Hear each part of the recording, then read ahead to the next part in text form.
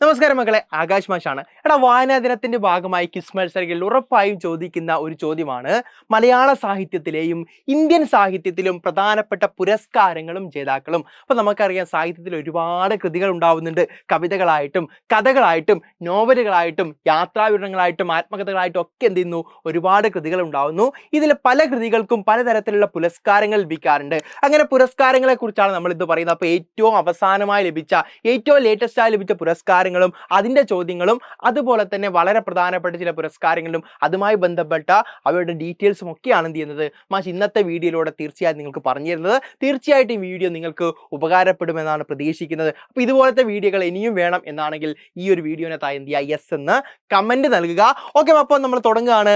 പുരസ്കാരങ്ങളും ജേതാക്കളും. നോക്കിയാൽ നിങ്ങൾ, ആദ്യത്തെ ചോദ്യം ഇങ്ങനെയാണ്: ഇന്ത്യയിലെ സാഹിത്യത്തിന് നൽകുന്ന ഏറ്റവും വലിയ പുരസ്കാരത്തിന്റെ പേരെന്താണ്? ഇന്ത്യയിലെ സാഹിത്യത്തിന് നൽകുന്ന ഏറ്റവും വലിയ പുരസ്കാരത്തിന്റെ പേര് മക്കളെ, അത് ജ്ഞാനപീഠ പുരസ്കാരം എന്നാണ്. ജ്ഞാനപീഠ ട്രസ്റ്റ് ആണ് ഈ പുരസ്കാരം നൽകുന്നത്. ജ്ഞാനപീഠ ട്രസ്റ്റ് നൽകുന്ന ഈ പുരസ്കാരത്തിന്റെ തുക 11 ലക്ഷം രൂപയാണ്. ഇപ്പോ 11 ലക്ഷം രൂപയാണ് ഇത് ലഭിക്കുന്ന സാഹിത്യകാരൻ ലഭിക്കുന്നത്. അപ്പോൾ തീർച്ചയായിട്ടും വലിയ പുരസ്കാരമാണ്. ഇതൊരു സർക്കാർ നൽകുന്ന പുരസ്കാരമല്ല, മറിച്ചൊരു ട്രസ്റ്റ് നൽകുന്ന പുരസ്കാരമാണ്. പക്ഷേ സമ്മാന തുക കൊണ്ട് നമ്മൾ എന്ത് ചെയ്യുന്നു, ഏറ്റവും വലിയ പുരസ്കാരം, ഏറ്റവും പരമോന്നതമായ പുരസ്കാരം എന്നൊക്കെ എന്ത് ചെയ്യുന്നു, ജ്ഞാനപീഠ പുരസ്കാരത്തെ നമ്മൾ എന്ത് ചെയ്യുന്നു, നമ്മൾ പഠിച്ചു വെക്കുകയാണ്. ഈ പുരസ്കാരം ആദ്യമായി ലഭിക്കുന്നത് 1965 ഒരു മലയാളിയായിട്ടുള്ള എഴുത്തുകാരനാണ്, മലയാളിയായിട്ടുള്ള കവിക്കാണ്. അത് ജി ശങ്കരക്കുറുപ്പാണ്. അദ്ദേഹത്തിന്റെ ഓടക്കുഴൽ എന്ന കൃതിക്കാണ് ഈ പുരസ്കാരം ലഭിച്ചിട്ടുള്ളത്. അപ്പൊ അടുത്ത ചോദ്യം നമുക്ക് ഇങ്ങനെ പ്രതീക്ഷിക്കാം: ഇന്ത്യയിലെ ഏറ്റവും വലിയ സാഹിത്യ പുരസ്കാരം ജ്ഞാനപീഠം നേടിയ ആദ്യ മലയാളി ആര് എന്ന്. ജ്ഞാനപീഠ പുരസ്കാരം നേടിയ ആദ്യ സാഹിത്യകാരൻ, ആദ്യ എഴുത്തുകാരൻ, ആദ്യ കവി എന്നൊക്കെ ചോദിച്ചാലും, ജ്ഞാനപീഠ പുരസ്കാരം നേടിയ ആദ്യ മലയാള കവി എന്ന് ചോദിച്ചാലും ഉത്തരം ഒന്നാണ്, അത് ജി ശങ്കരക്കുറുപ്പാണ്. അപ്പോ ജ്ഞാനപീഠ പുരസ്കാരവുമായി ബന്ധപ്പെട്ട എന്തൊക്കെ കാര്യങ്ങൾ നമുക്ക് അറിഞ്ഞു വെക്കണം? ജ്ഞാനപീഠ പുരസ്കാരം ഇന്ത്യയിലെ സാഹിത്യത്തിൽ നൽകുന്ന ഏറ്റവും വലിയ പുരസ്കാരം.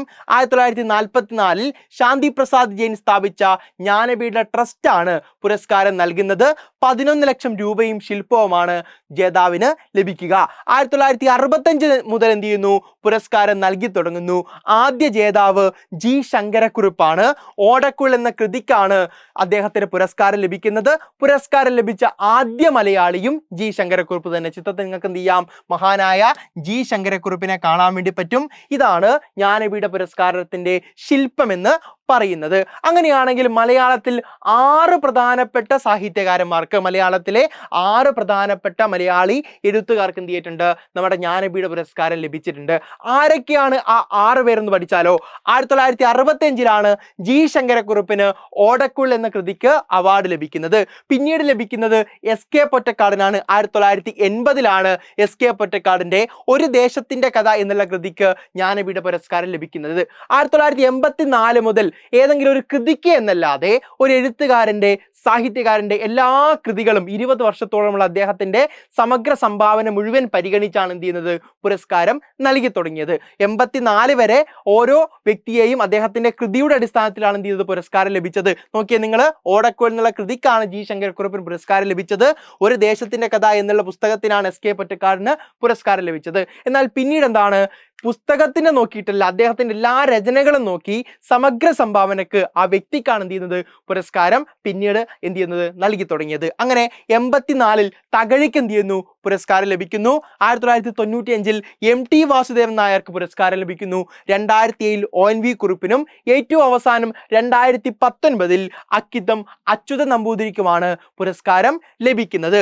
2025 ജ്ഞാനപീഠ പുരസ്കാര ജേതാവ്, 60ാമത് പുരസ്കാര ജേതാവ് തമിഴ് സാഹിത്യകാരനായിട്ടുള്ള വൈരമുത്തുവാണ്. ഇത് വളരെ ഇമ്പോർട്ടൻ്റ് ആണ്, എന്ത് ചെയ്യുക, പഠിച്ചു വെക്കുക. അപ്പോൾ എല്ലാ പരീക്ഷകൾക്കും അതുപോലെ ക്വിസ് മത്സരങ്ങളൊക്കെ ചോദിക്കുന്ന ഒരു ചോദ്യമാണ് ജ്ഞാനപീഠ പുരസ്കാരം നേടിയ മലയാളികൾ. അപ്പോൾ ഒരു 4 ഓപ്ഷൻസ് ഒക്കെ തന്ന് നമ്മളിപ്പോൾ സ്കോളർഷിപ്പ് പരീക്ഷ, LSS USS പരീക്ഷകളൊക്കെ, CM കിഡ് സ്കോളർഷിപ്പ് പരീക്ഷകളൊക്കെ എഴുതുമ്പോൾ അവിടെ ചോദിക്കുന്ന ഒരു ചോദ്യമാണ്, 4 ഓപ്ഷൻസുകൾ തന്നില് ഇതിൽ ജ്ഞാനപീഠ പുരസ്കാരം ലഭിക്കാത്ത ആളുകൾ ആരൊക്കെയാണ്, അല്ലെങ്കിൽ ആരാണ് എന്നൊക്കെ എന്ത് ചെയ്യാറുണ്ട്, ചോദ്യങ്ങൾ ചോദിക്കാറുണ്ട്. അപ്പോൾ മലയാളിയായ പ്രമുഖരായിട്ടുള്ള എഴുത്തുകാർക്ക് ജ്ഞാനപീഠ പുരസ്കാരം ലഭിച്ച 6 പേരെ നമ്മൾ എന്ത് ചെയ്യണം, നിർബന്ധമായിട്ട് നമ്മൾ എന്ത് ചെയ്യണം, ഓർത്തു വെക്കണം. അങ്ങനെ ഓർത്തു വെക്കാൻ വേണ്ടിയുള്ള ഒരു സൂത്രമാണ് മാഷ് പറയുന്നത്. എന്താ ഈ ഒരു വാക്ക് എന്ത് ചെയ്യടാ, ഈ ഒരു വാക്കല്ല, ഈ ഒരു വാക്യം എന്ത് ചെയ്യുക, നിങ്ങളൊന്ന് പഠിച്ചു വെച്ചേ.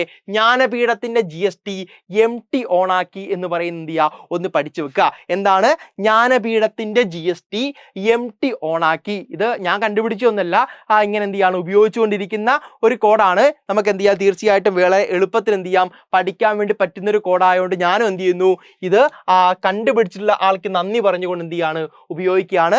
ജ്ഞാനപീഠത്തിന്റെ GST MT ഓണാക്കി. അപ്പൊ ജ്ഞാനപീഠ പുരസ്കാരം ലഭിച്ച മലയാളികളെയാണ് ഈ ഒരു കോഡിലൂടെ നമുക്ക് പഠിക്കാനുള്ളത്. ജ്ഞാനപീഠ പുരസ്കാരം എന്നെന്ത് ചെയ്യുക, ഓർത്തു വെക്കുക. GSTയിലെ ആദ്യത്തെ നമ്പർ G എന്ന് പറയുന്നത് അത് G ശങ്കരക്കുറുപ്പാണ്. ആദ്യ നമ്പർ G എന്ന് പറയുന്നത് G ശങ്കരക്കുറുപ്പ്. അടുത്തത് S എന്ന് പറയുന്നത് SK പൊറ്റക്കാടാണ്. S എന്ന് പറയുന്നത് SK പൊറ്റക്കാടാണ്. അടുത്തത് T എന്ന് പറയുന്നത് Thakazhi Sivasankara പിള്ളയാണ്. GSTയിലെ G Sankara Kurup, S SK Pottekkatt, T Thakazhi Sivasankara പിള്ളയാണ്. T എന്ന് പറയുന്നത് തകഴി ശിവശങ്കര പിള്ള. MT എന്ന് പറയുമ്പോൾ MT വാസുദേവൻ നായർ എന്നെന്ത് ചെയ്യുക, ഓർത്തു വെക്കുക. MT എന്ന് പറയുമ്പോൾ MT വാസുദേവൻ നായർ എന്നെന്ത് ചെയ്യുക, ഓർത്തു വെക്കുക. ഇനി അടുത്തത് ഓണാക്കി. ON എന്ന് പറയുന്ന ആരാടാ, അത് ONV കുറുപ്പാണ്. ON എന്ന് പറയുന്ന സമയത്ത് അത് ONV കുറുപ്പാണ്. ആക്കി എന്ന് പറയുമ്പോൾ ആക്കി എന്ന് പറയുന്ന സമയത്ത് ആക്കി അക്കിത്തം എന്നെന്ത് ചെയ്യുക, ഓർത്തു വെക്കുക. ജ്ഞാനപീഠത്തിന്റെ GST MT ഓണാക്കി. ജ്ഞാനപീഠ പുരസ്കാരം നേടിയ മലയാളികൾ GSTയിലെ G Sankara Kurup, GSTയിലെ S SK Pottekkatt, GSTയിലെ T Thakazhi Sivasankara Pillai, MT എന്ന് പറയുന്നത് MT വാസുദേവൻ നായർ, ഓണാക്കുക ONV കുറുപ്പ്, ആക്കി അക്കിത്തം. ഇത്രയും എന്ത് ചെയ്യുക, പഠിച്ചു വെക്കുക. അപ്പോൾ ജ്ഞാനപീഠ പുരസ്കാരം ലഭിച്ച 6 മലയാളികൾ അത് നമ്മൾ എന്ത് ചെയ്തു, നമ്മൾ പഠിച്ചു വെച്ചിട്ടുണ്ട്. 2025 എഴുത്തച്ഛൻ പുരസ്കാര ജേതാവ് എന്ന് പറയുന്ന ഒരു ചോദ്യം. എഴുത്തച്ഛൻ പുരസ്കാരം ലഭിക്കുന്നത് KG ശങ്കരപ്പിള്ളക്കാണ്. 2025 എഴുത്തച്ഛൻ പുരസ്കാര ജേതാവ് KG ശങ്കരപ്പിള്ള. മലയാളത്തെ ഏറ്റവും വലിയ പുരസ്കാരമാണ് എഴുത്തച്ഛൻ പുരസ്കാരം. സമഗ്ര സംഭാവനക്കാണ് പുരസ്കാരം നൽകുന്നത്. ആദ്യം നൽകി തുടങ്ങിയത് 1993 ശൂരനാട് കുഞ്ഞൻപിള്ളക്കാണ്. 2025 KG ശങ്കരപ്പിള്ളക്കാണ് പുരസ്കാരം ലഭിച്ചിട്ടുള്ളത്. ചിത്രത്തിൽ നിങ്ങൾക്ക് എന്ത് ചെയ്യാം, KG ശങ്കരപ്പിള്ളയെ കാണാം. മക്കളെ, അടുത്തത് ഓടക്കുഴൽ അവാർഡാണ്.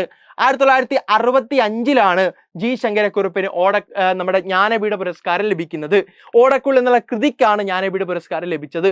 അപ്പൊ അദ്ദേഹത്തിന് വലിയ പൈസ എന്ത് ചെയ്തു, നമ്മൾ പറഞ്ഞു ഏറ്റവും കൂടുതൽ തുക ലഭിക്കുന്നത് ജ്ഞാനപീഠത്തിനാണെന്ന് പറഞ്ഞു.